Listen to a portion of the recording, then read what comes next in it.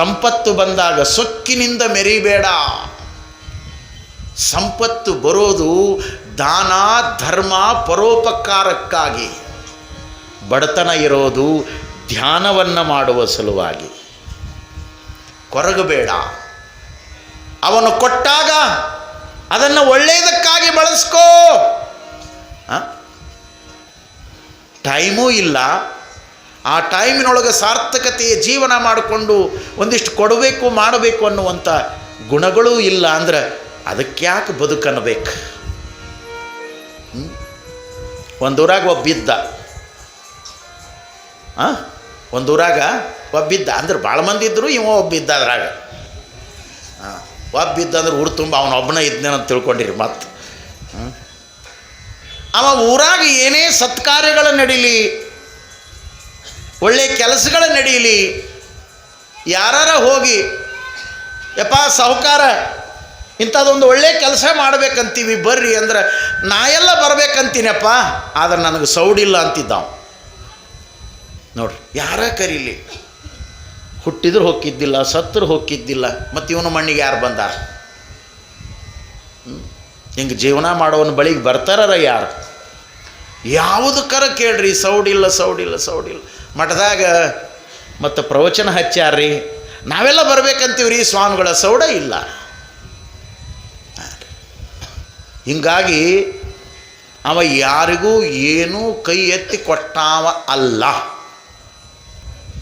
ಅವನಿಗೆ ಊರವರೆಲ್ಲ ಕೂಡಿ ಒಂದು ವಿಶೇಷವಾದ ಅಡ್ಡೆಸರಿನಿಂದ ಕರೀತಿದ್ರು. ಕೆಲವರಿಗೆ ಅಡ್ಡೆಸರು ಅಂತ ಬಿದ್ದಿರ್ತಾವೆ, ಮಂದಿ ಕರೆದು ಬಿದ್ದಿರ್ತಾವೆ. ಅವನು ಕಳ್ಕೊಬೇಕಂದ್ರೆ ಎಂದೂ ಹೋಗಂಗಿಲ್ಲ, ಅವು ಸಾಯತನ ಹಂಗೆ ಇರ್ತಾವೆ ಮನೆತನಕ್ಕೆ.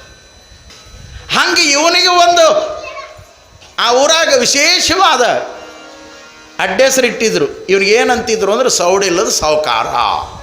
ನೀವು ಒಟ್ಟ ಸೌಡಿದ್ದೀವಿ, ಸೌಡಿಲ್ಲದ ಸಾಹುಕಾರ.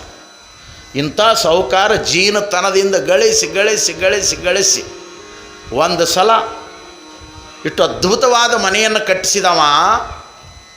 2 ಎಕರೆ ಭೂಮಿಯೊಳಗೆ ಅಷ್ಟು ದೊಡ್ಡ ಮನೆ ಕಟ್ಟಿಸಿದ.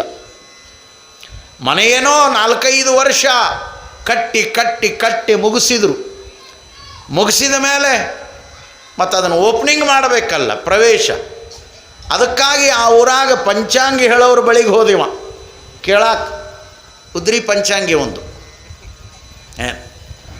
ಹೋಗಿ ಚಲೋ ಒಂದು ಮುಹೂರ್ತ ತಗೊಳ್ರಿ ಮತ್ತು ನಾವು ಮನೆಗೆ ಪ್ರವೇಶ ಮಾಡಬೇಕು. ಅವರಂದರು ಬರೋದು ಬಂದಿರಿ ಸಾಹುಕಾರ, ಒಂದು 8 ದಿನ ಮೊದಲ ಬರಬೇಕಾಗಿತ್ತು. ನಿಮ್ಮ ನಾಮ ನಕ್ಷತ್ರಕ್ಕೆ ಈಗ ಚಲೋ ಮುಹೂರ್ತ ಇಲ್ಲ, ಇನ್ನೊಂದು 6 ತಿಂಗಳು ತಡೀರಿ ಅಂದ್ರು ಅವು.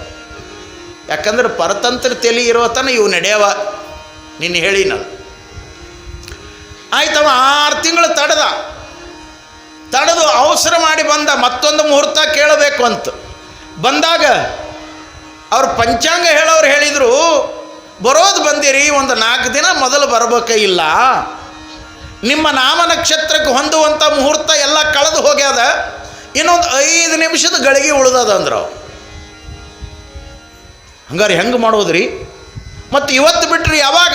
ಇನ್ನು 12 ವರ್ಷ ತನಕ ನಿನ್ನ ಜೀವನದಾಗ ಯೋಗನ ಇಲ್ಲ ಅಂದವ. ಮತ್ತು ಮುಂದೆ ಮಾಡಬೇಕೇನು? ಇಟ್ಟು ದೊಡ್ಡ ಮನೆ ಕಟ್ಟ್ಯಾನ, 12 ವರ್ಷ ಏನು ಬಾಡಿಗೆ ಮನೆಯಾಗಿರೋದದ?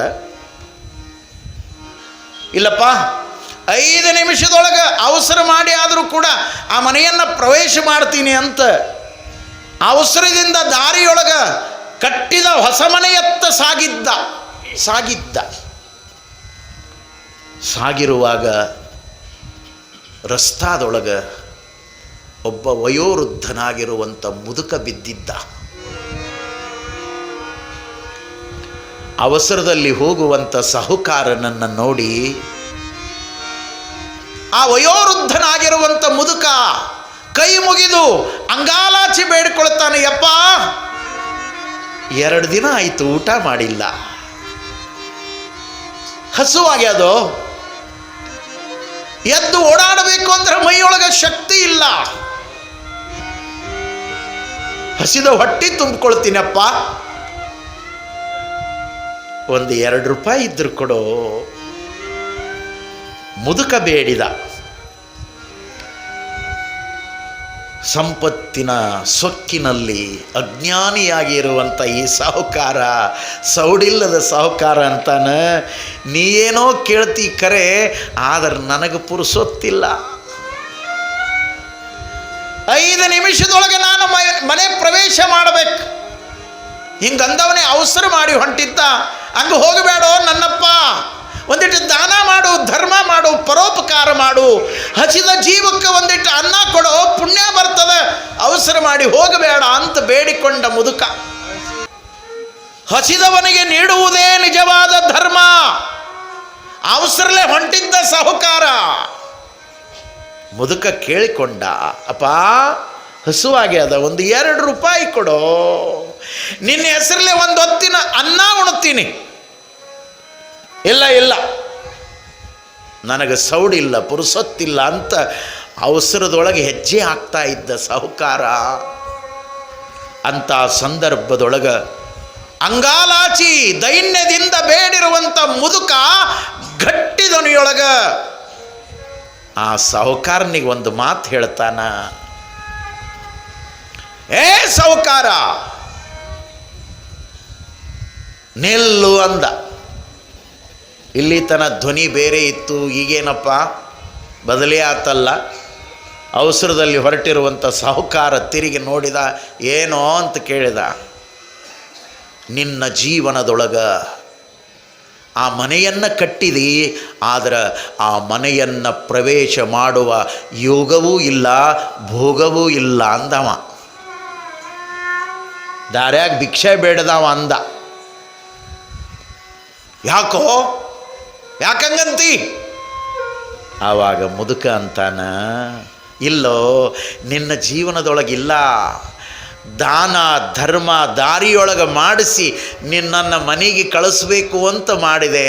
ನೀನು ಕರ್ಮಗೇಡಿ, ದಾನದ ಮನಸ್ಸು ನಿನಗೆ ಬರಲಿಲ್ಲ. ನಿಂದು ಮುಗಿದದೋ ಮನೆಗೆ ಹೋಗುವ ಆಯುಷ್ಯದ ಸಮಯವನ್ನೇ ನಿನ್ನ ಜೀವನದೊಳಗೆ ನೀನು ಪಡ್ಕೊಂಡಿಲ್ಲ. ಹಿಂಗಂದಾಗ ಸಾಹುಕಾರ ಗಡಗಡ ಗಡಗಡ ನಡಗಿದ. ಅವಸರಲೆ ಹೊರಟಿರುವಂಥ ಸಾಹುಕಾರ ಎದುರಿಗೆ ಬಂದ. ನೀ ಯಾರು ಅಂತ ಕೇಳಿದ. ನನ್ನನ್ನು ಯಾರು ಅಂತ ಕೇಳ್ತೀಯನೋ, ನಿನ್ನನ್ನು ಕರೆದುಕೊಂಡು ಹೋಗಲು ಬಂದಿರುವಂಥ ಮೃತ್ಯು ದೇವತೆ ನಾನು.